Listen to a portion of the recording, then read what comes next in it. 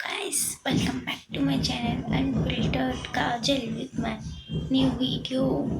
So new डाले कल मुझे पता चला जब मैं ये डाल रही थी कि मैं अपनी बॉडी में मतलब एक भी ज्वेलरी नहीं है मेरे पास जो मैं ऐसे रेगुलर पहनती हूँ। एंड मैंने ये डाली तो मैं स्कूल ड्रेस में एकदम नहा धो के तैयार हूँ।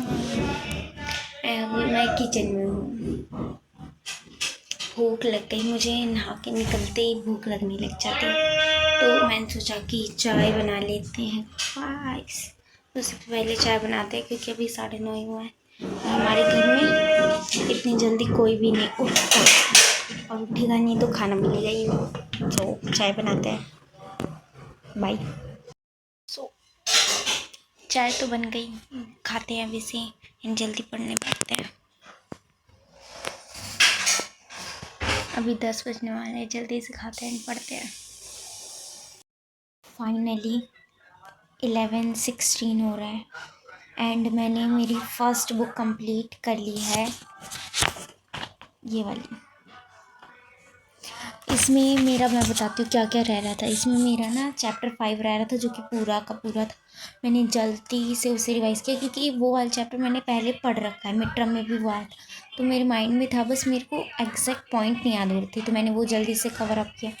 फिर चैप्टर 9 वो तो मैंने बिल्कुल नहीं पढ़ा था, उसको भी पढ़ा, चैट जीपीटी की हेल्प ली, उसने भी मेरी बहुत हेल्प की। एंड फिर गूगल की भी हेल्प ली। फिर उसके बाद मैं मेरी सेकंड बुक करी क्योंकि ये वाली बुक अब मेरी कंप्लीट हो गई है। एंड अभी वही 11:16 हो रहे हैं एंड मैं 1 बजे घर से निकलूँगी तो अभी मेरे पास काफ़ी टाइम है, मैं कर लेती हूँ। एंड खाना भी खाना है, भूख लग रही है तो पहले मैं एक आधा और चैप्टर पढ़ती हूँ, फिर खाऊंगी, फिर जाऊँगी, बाल भी बांधना है। तो मिलती हूँ आपको थोड़ी देर के बाद। Hello friends, welcome back to my channel. फिर अब देखो, स्कूल से आने के बाद मैं मतलब इतना थक गई थी, इतना ज़्यादा। फिर उसके बाद मेरा इतना सर दुख रहा था, मतलब बिल्कुल ही हालत नहीं थी रिकॉर्ड करने की। सो नेक्स्ट डे मैं नहा धो के एकदम तैयार फिट फाट, एकदम ही बेहतरीन मूड में। एंड अब मैं आपको दिखाती हूँ मेरा पोल साइंस का एग्ज़ाम। ऐसा भी मैं थोड़ी देर पहले इसके आंसर ही चेक कर रही थी तो मुझे अभी दिखाती हूँ आपको, रुको। So this is my question paper, मैं आपको दिखाती हूँ एंड आपको आंसर चेक करके भी बताती हूँ कि कितना क्या सही है और क्या गलत है। ओके, पढ़ते पढ़ते मैं आपको दिखाने छोड़ के मैं खाने वाली। अब मैं आपको खाने के बाद दिखाती हूँ। ओके गाइस, मैं आपको टाइम दिखाती हूँ, कहाँ गया, देखो 1:18 हो रहा है। मैं कब की उठी हुई हूँ, मैं रिकॉर्ड भी नहीं कर पाई तो छोड़ो इन सब बातों को। तो ये मैंने एक सॉल्यूशन लगाया है, पता नहीं कौन से चैनल का, मैं देख के बताती हूँ। ये देखो, तो मैंने इनका पोल साइंस सॉल्यूशन लगाया है, इसे स्टार्ट करते हैं। हाँ ठीक, ऑडियो वगैरह भी ठीक आ रहा है और यूट्यूब थोड़ा वालों सा की तरफ आगे से शो करते भी कर रहा हैं। है कि हम लोग लाइव आ चुके हैं। इसको पूरा आ जाए और जो हमने करवाया था वही आया है, मोटा मोटा घुमा फिरा के है। तो वो है आयु संबंधित, ठीक है। तो सी दिस, सबसे पहला क्वेश्चन, भारत में मतदान के लिए योग्यता निर्धारित की गई है। So that's very obvious question. हमें वोट देने के लिए ज़रूरी नहीं होता एजुकेशन हो हमारे पास, या कोई भी जेंडर नहीं, कोई भी स्टेट में हम बिलोंग करते वो मैटर नहीं करता, पैसे हमारे मैटर नहीं करते, मैटर करती है हमारी एज कि हम 18+ है कि नहीं। तो दैट्स द आंसर एंड इसमें भी यही है। आपका करेक्ट आंसर हो जाएगा, clear. And second is, Bharat में मतदाता सूची तैयार करने की जिम्मेदारी किसकी है। ऑब्वियस सा क्वेश्चन है, मतदाता सूची निर्वाचन आयोग ही करता है। बच्चों चलिए, दुष्ट कराने की जिम्मेदारी आयोग, इंडियन इलेक्शन कमीशन जो होता है ना, उसकी होती है, ठीक है। तो दूसरे का तो ये ऑप्शन करेक्ट है। एंड थर्ड क्वेश्चन है, नीचे 2 कथन दिए गए हैं, ये पढ़ना है, फिर हमें बताना है क्या सही है क्या एंड ये दोनों गलत, सही है। ठीक है। तो चलिए देख लेते हैं यहाँ पर, राज्यसभा के लिखित सदस्य हो जाएगा 30। चौथा क्वेश्चन देखिए बच्चों, चौथा क्वेश्चन यहाँ पर क्या कह रहा है कि भारत में न्यायपालिका की ऊर्ध्वाधर यानी ऊपर से नीचे संरचना की पहचान करनी है आपको। जिला न्यायालय, फिर आता है अधीनस्थ न्यायालय। ठीक है, ये तो बुक में भी दे रखा है। यहाँ पर क्या कह रहा है कि Gandhi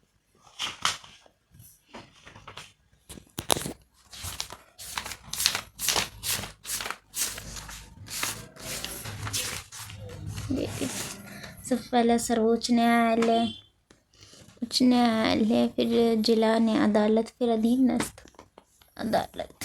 so that is the A option is correct. And ये इसमें हो रहा है मुझे कन्फ्यूज़न कि कौन सा करेक्ट है।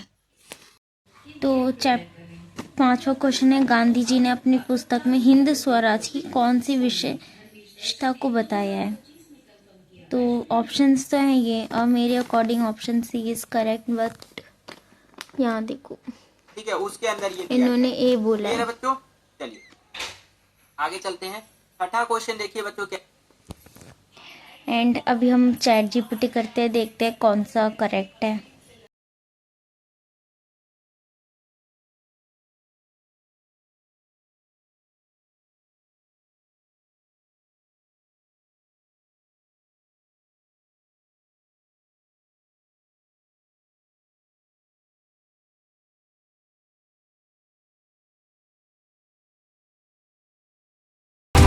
मैंने भी चैट जीपीटी और गूगल किया, एंड दोनों में ना सी दिखा रहा है, 5th का आंसर सी दिखा रहा है। मैं डाल दूंगी इसमें।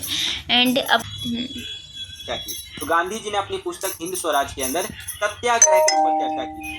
ठीक है, ये जो आपका चैप्टर नंबर 9 है ना, शांति वाला, ठीक है, उसके अंदर ये दिया गया है। क्लियर है बच्चों? सुना आई थिंक आप लोगों ने चैप्टर 9 की बात की है, एंड चैप्टर 9 में कुछ ऐसा है ही नहीं। ये चैप्टर 2 है, फ्रीडम वाला, सेकंड बुक का, उसमें का क्वेश्चन है। तो और इसका आंसर सी है। अब मुझे नहीं पता, छोड़ो, आगे बढ़ते हैं। Next question. नेक्स्ट क्वेश्चन है ये असर्शन एंड रीजनिंग वाला। तो ये मुझे आ नहीं रहा था, तो मैंने मेरी फ्रेंड से पूछा। पहले उसने बी बताया, फिर मैंने नहीं किया, फिर उसने बोला ए कर ले, तो मैंने ए कर दिया। एंड इसमें देखते हैं क्या है। कह रहा है कि राजनीति, जो राजनीति महत्वपूर्ण और अब, ठीक है, तो यहाँ पर देखिए जो हमारा छठा क्वेश्चन है, इसका ए वाला ऑप्शन करेक्ट हो जाएगा कि ए और आर दोनों सत्य है और आर ए की सही व्याख्या करता है। क्लियर है? So this is also correct. So first is correct, second correct, third correct, fourth correct, fifth भी करेक्ट ही होना चाहिए, बट मुझे नहीं पता कि रियल क्या है, तो फिफ्थ अभी छोड़ देते हैं। And sixth is also correct. अब हम 7th पे आते हैं। 7th चेक करते हैं, 7th क्या है, देखो। तो यहाँ पर प्राकृतिक असमानता जो है, इसको हम लोग दूर नहीं कर सकते, तो 7वें का बी वाला ऑप्शन बिल्कुल करेक्ट आंसर हो जाएगा। एंड मैंने इसमें आर्थिक असमानता लिखा है। मैं मेरे लिखने का मैं बताती हूँ जो 7th क्वेश्चन है उसका क्या था। तो सबसे पहले मुझे आर्थिक असमानता मैंने टिक इसलिए किया क्योंकि आज के टाइम पे हर व्यक्ति को रोज़गार मिलना एक सबसे बड़ा ही ज़्यादा असमानता को दूर करना इम्पॉसिबल है। एंड प्राकृतिक असमानता में मैंने थोड़ा प्रोफेशनल की तरह सोचा कि मैंने काफ़ी ऐसा वीडियोज़ में देखा है कि लोग अपना है ना जेंडर भी चेंज करा लेते हैं। तो मुझे लगा इसमें टेक्नोलॉजी हो सकती है, मतलब इसमें प्रैक्टिकल माइंड यूज़ हो सकता है इस क्वेश्चन में, तो मैंने नहीं किया। देखो मैं प्राकृतिक कर देती, बट मैंने कहा ना, मैंने प्रैक्टिकली सोचा कि हमारा साइंस इतना डेवलप्ड है तो प्राकृतिक समानता नहीं भी हो सकती है। एंड हमारी इंडिया की सिचुएशन इतनी लीस्ट है कि आर्थिक समानता हो सकती है, तो मैंने ये किया। बट आई थिंक गलत ही है, क्योंकि आर्थिक समानता हमारे हाथ में होती है कि हम उसे चेंज कर सकते हैं। प्राकृतिक भी हमारे हाथ में होते हैं, बट ये आई थिंक उतना डेवलप नहीं है, तो इसका गलत हो सकता है, नॉट श्योर। चलिए देखें, नेक्स्ट आगे करते हैं। इन्हें क्वेश्चन लिखवाए थे सिद्धार्थ सर ने नेक्स्ट टॉपर्स के। ये कार्यों में ये पहला कार्य था, सूची तैयार करना, तो उनका ये वाला क्वेश्चन भी आया हुआ है। फिर ये वाला जो था ये भी उन्होंने बोला था, मैं दिखाती हूँ।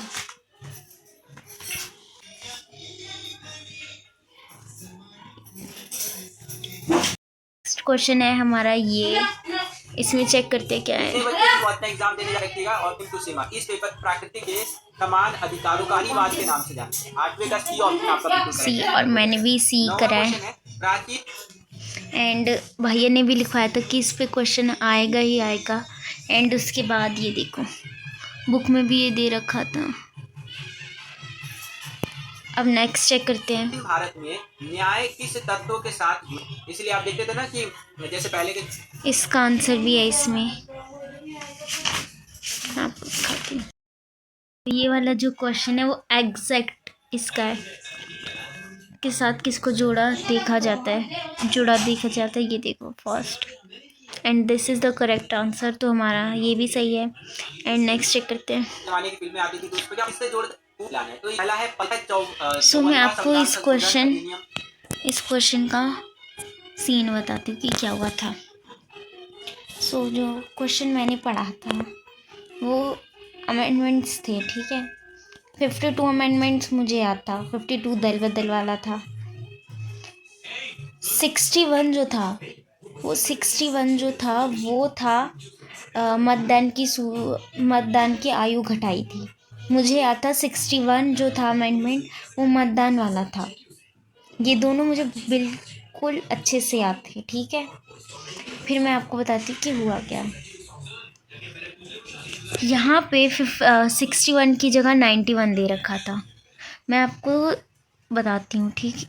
61 की जगह 91 दे रखा था, ठीक है। सो मैंने पहले इस पे टिक लगाया, फर्स्ट का थर्ड, सेकंड का फोर्थ, थर्ड का फर्स्ट, एंड फोर्थ का सेकंड, जो कि करेक्ट था, ठीक है, जो कि करेक्ट था। फिर उसके बाद अब बस पता नहीं मुझे क्या हुआ, मैंने क्यों इसकी बात मानी। एंड मैं आपको इसमें दिखाती हूँ कि क्या दे रखा है एक्चुअल में। तो 54वां जो है देखो, तो अभी आप इस वीडियो को एकदम ध्यान से बस सुनना, ठीक है। मैं थोड़ी वॉइस तेज करती हूँ, अब आप सुनो। न्यायाधीशों की आयु को लेकर के किया गया था। तो पहले का आपका हो जाएगा उच्च न्यायालय की सेनापति की आयु बढ़ाने के लिए, ठीक है। तो पहले का तीसरा हो जाएगा आपका। दूसरा है देखो पहले का 54वां इन्होंने संविधान तीसरा संशोधन किया है, अधिनियम। तो 54वां जो है वेतन के लिए किया गया था। तो 54वें का चौथा हो जाएगा, यानी कि सर्वोच्च एंड न्यायालय के सेकंड न्यायाधीशों का वेतन इन्होंने बढ़ाने फोर्थ का किया है। था। तो 52वां किया गया था दल बदल कानून के लिए, तो इसका पहला हो जाएगा। और 51वां संविधान संशोधन किया गया था बच्चों आपका मतदान की आयु घटाकर 18 वर्ष करने के लिए, ठीक है। तो इस हिसाब से अगर करेक्ट ऑप्शन की बात करें तो ए वाला जो ऑप्शन है ये आपका बिल्कुल करेक्ट आंसर हो जाएगा, ठीक है। देखो तो इन्होंने ए बोला है, थोड़ा पीछे जाती हूँ मैं, तो इन्होंने ए पे टिक लगाया, ठीक है।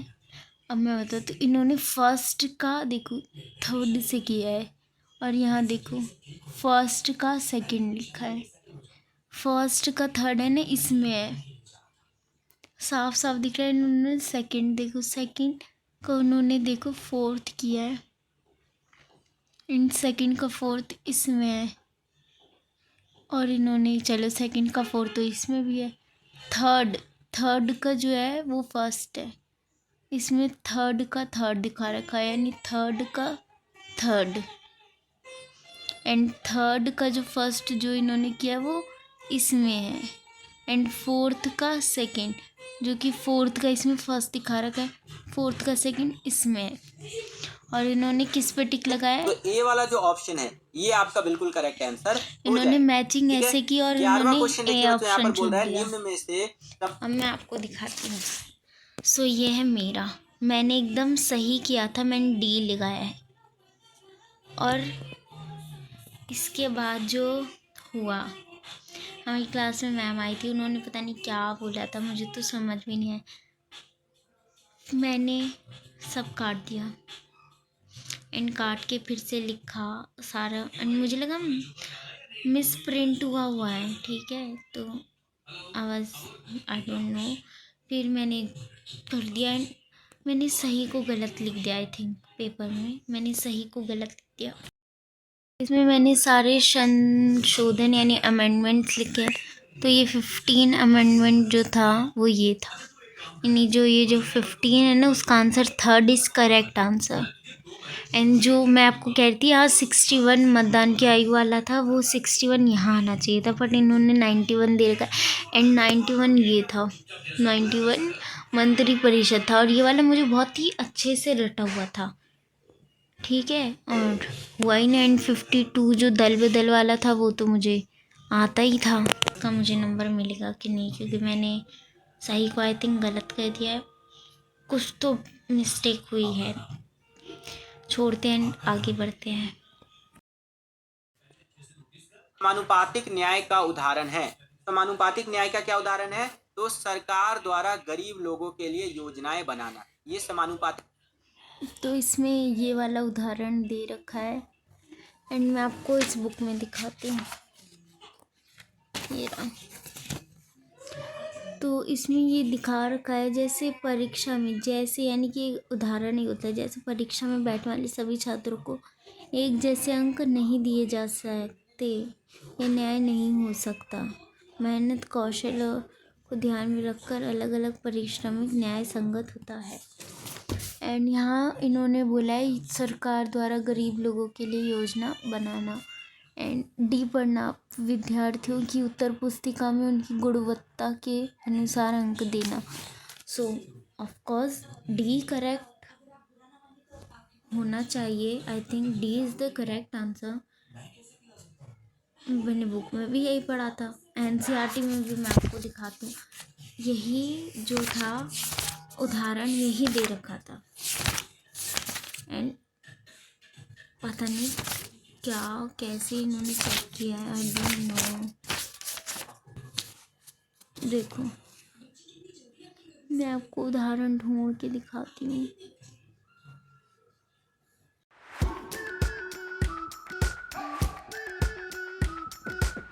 We've been waiting for so long. We've been waiting for this time to begin. We ain't getting any older.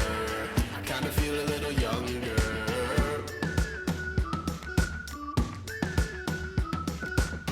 Run away and embrace the day. The sun is out, won't go away. Feel the clouds on your shoulder. Touch the sky, feeling bolder. Going out, going all the way. Going out, yeah, yeah, yeah, yeah. Going out, going out. GPT and Google क्या, और दोनों में ही D दिखा रहा है, और मैं अब इसमें दिखाती हूँ। देखो न्याय का उदाहरण है। इस बच्ची ने गलत किया, ये ए वाला नहीं होगा 11वें में, 11वें का ऑप्शन नंबर बी हमारा यहाँ पर बिल्कुल करेक्ट आंसर हो जाएगा, ठीक है। तो यहाँ पर ये बी हो जाएगा। 12वां क्वेश्चन देखिए। देखो इसमें इन्होंने बी दे रखा है। अब आप लोग कहेंगे कि मैं इसमें से क्यों चेक कर रही हूँ जब इसमें गलत दे रखा है, तो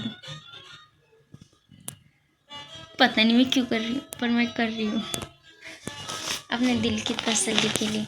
सो ये वाला आंसर का भी कन्फ्यूज़न क्रिएट हुआ है। एंड इसके बाद वाला देखते हैं कि क्या है। निम्नलिखित को उसके या उनके निर्माण के कालानुक्रमिक क्रम में व्यवस्थित कीजिए और सर्वाधिक उचित विकल्प 95 में का दूसरा वाला, ठीक है। पहले दूसरा वाला आएगा, भारत के लिए संविधान में किया गया था। कब किया गया था बच्चों? 1895 में, 1928 में, ठीक है। मोतीलाल नेहरू की फिर संविधान लागू 1950। क्वेश्चन एंड मैंने ये किया है तो इस हिसाब से आपका, क्योंकि मुझे इसकी डेट नहीं आती, बाकी ये आता है 1928, 1950 एंड ये वाला तो मुझे लास्ट में ही पता ही था। एंड मैं ए एंड बी में कंफ्यूज हो रही थी, या तो बी हो सकता है या तो ए हो सकता है, एंड मैंने ए कर दिया। And B is the correct answer. दिखाती हूँ कितने correct, first, second, third, fourth, fifth हम कंफर्म नहीं है, 6 करेक्ट है, 7th गलत है, 8 करेक्ट है, 9, 10th में कंफ्यूजन है, 11 में भी कंफ्यूजन है, 12th गलत है हमारा। एंड अब यहाँ से दिखाती हूँ क्वेश्चन के आंसर्स। तो 13 का आंसर मैं इसमें दिखाती हूँ। देखो सो ये था संविधान की प्रस्तावना से क्या अभिप्राय है। एंड इसमें क्वेश्चन आया था संविधान की प्रस्तावना में दी गए किन्हीं 2 राजनीतिक मूल्य। इसका देखो लोकतांत्रिक आदर्श मूल्य समाहित किए गए हैं। ये वाला तो मैंने कर दिया था। मैंने अपने पास से 2 पॉइंट लिख दिए थे, रोज लोकतांत्रिक मूल्य, और एक मैंने खुद से लिख दिया था। एंड मैं आपको सेकंड दिखाती हूँ। सेकंड था ये, और ये वाला जो क्वेश्चन था मैंने बिल्कुल भी नहीं पढ़ा था, बिल्कुल भी। मैं और मेरी एक और फ्रेंड जो थी, हम दोनों अलग अलग क्लास में थे। तो हम अलग अलग क्लास से, वो वॉशरूम गई, उसने हमारी क्लास के किसी एक बच्चे को बोला कि मुझे भी वॉशरूम आने के लिए बोला, तो मैं भी उसके साथ वॉशरूम गई। हम दोनों ने वॉशरूम में एक दूसरे से डिस्कस किया, तो हमें इसका आंसर मिल गया, क्योंकि हम दोनों को ही नहीं आता। सीधी और साफ सी बात थी। मैं आपको इसका आंसर दिखाती हूँ, देखो। ये जो क्वेश्चन है ना, ये वाला, ये 2 मार्क्स का है। सबसे पहला पॉइंट हमने ये लिख दिया कि राष्ट्रवाद हमारा अंतिम गंतव्य नहीं हो सकता, क्योंकि इन्होंने हमसे यही पूछा था टैगोर की क्या उनका पर्सपेक्टिव था। तो उन्होंने एक पर्सपेक्टिव ये दिया था कि राष्ट्रवाद हमारा अंतिम गंतव्य नहीं हो सकता। एंड सेकंड यहाँ देखो, रविन्द्रनाथ टैगोर एक औपनिवेशिक शासन के धुर विरोधी थे। तो सेकंड ऑप्शन था ये, तो हमने ये भी कर दिया। हमने ये दोनों ही पॉइंट लिखे थे, इसके अलावा और कुछ भी नहीं लिखा था। एंड हमारा इसके बाद वाला क्वेश्चन था ये, भारत में धर्मनिरपेक्षता के कोई 2 कारण। मैं आपको ये क्वेश्चन दिखाती हूँ। ये देखो, भारतीय धर्मनिरपेक्षता की आलोचना, ये जो था, ये भैया ने कहा था कि आ सकता है, एंड ये आया। इसका आंसर यहाँ है, इसका आंसर है इनमें। एंड नेक्स्ट क्वेश्चन था ये, देश के संविधान में क्या अभाव या क्या परेशानी हो सकती है। तो ये क्वेश्चन तो बहुत ही जनरल नॉलेज वाला था कि संविधान ना हो तो क्या हो सकता है, तो अपने पास से लिखना था, तो मैंने लिख दिया। एंड फिर था ये, न्यायपालिका की स्वतंत्रता के कोई 2 कारण, एंड ये भी था इसमें। भारतीय संविधान में न्यायपालिका को किस प्रकार स्वतंत्र बनाया गया है। पीछे आके इसका आंसर देखने।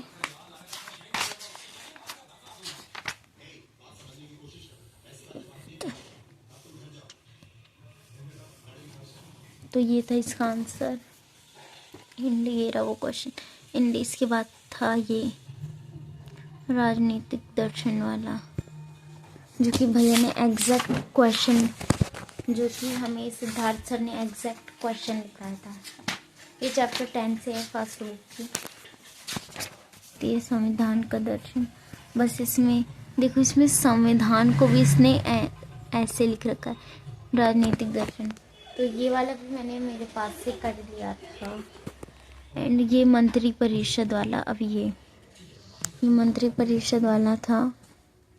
तो ये वाला क्वेश्चन था इसमें से, मंत्री परिषद की जिम्मेदारी वाला ये वाला था। फिर ये था स्थानीय शासन वाला, इसमें आई थिंक 73rd अमेंडमेंट पूछ रहा था, तो 73rd अमेंडमेंट मैंने लिख दिया था। ये देखो, ये था 73rd अमेंडमेंट, तो ये सारा मैंने लिख दिया था। फिर उसके बाद ये इन दोनों में से ऑप्शन था, तो मैंने ये वाला लिया। इसका भी आंसर था इसमें, ये रहा। एंड नेक्स्ट, जॉन रॉल्स का न्याय सिद्धांत, ये भैया ने भी लिखवाया था कि ये तो आना ही आना है। एंड इसके बाद ये जॉन रॉल्स का न्याय सिद्धांत, ये भी आया हुआ है। एंड ऑप्शन में था, तो मैंने यही चुना। फिर ये था मॉडल वाला, धर्मनिरपेक्षता का मॉडल वाला।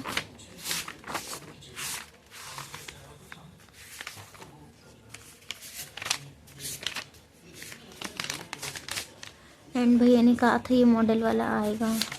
एंड इसका आंसर भी यहाँ दे रखा है।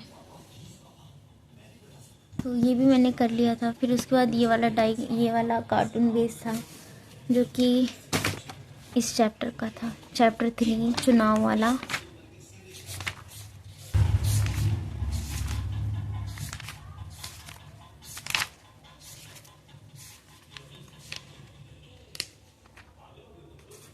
ये रहा। सो ये जो था वो ये वाला था, इसमें से आया था। एंड इसके मैंने ये वाले ऑप्शंस लिखे हैं, ये वाले। अब मैं चेक करती हूँ कि कितने सही और कितने गलत है। सो मेरा तो पहला ही गलत है, ये नहीं होगा, ये होगा। एंड इसमें भी यही दे रखा है, चुनाव जीतना मुश्किल हो रखा है। सो नए नियमों के कारण चुनौती ये होगा। एंड सेकंड देखते हैं कौन सा करेक्ट है। सो सेकंड का बी ऑप्शन इज़ करेक्ट है, मैंने भी बी लिखा है, इसमें भी यही दे रखा है। एंड इसमें भी इन्होंने तीसरे का हमारा करेक्ट आंसर हो जाएगा C यही वाला। बताया। ठीक है, तीसरे का इन्होंने सी कर रखा है, हमने भी तीसरे का सी करा है, इन्होंने भी तीसरे का सी कर रखा है। एंड फोर्थ देखते हैं। तीसरे का हमारा सी करेक्ट हो जाएगा। चौथे का जो हमारा करेक्ट आंसर हो जाएगा वो हो जाएगा बी वाला। ठीक है, ये बी वाला हमारा करेक्ट। इसके आगे चलें तो ये 25वां क्वेश्चन है, ये मैप वाला था ये। सो इसमें भी यही दे रखा है बी, ये भी हमारा करेक्ट है। सो ये वाला भी क्वेश्चन मैंने कर लिया है, बस इसका जो थर्ड पार्ट है वो गलत है। थर्ड में ए इसका करेक्ट ऑप्शन है। ये 6 मार्क्स वाले क्वेश्चन हैं ये सारे। That's it for today's vlog. Bye, मिलते हैं नेक्स्ट वीडियो में, तब तक के लिए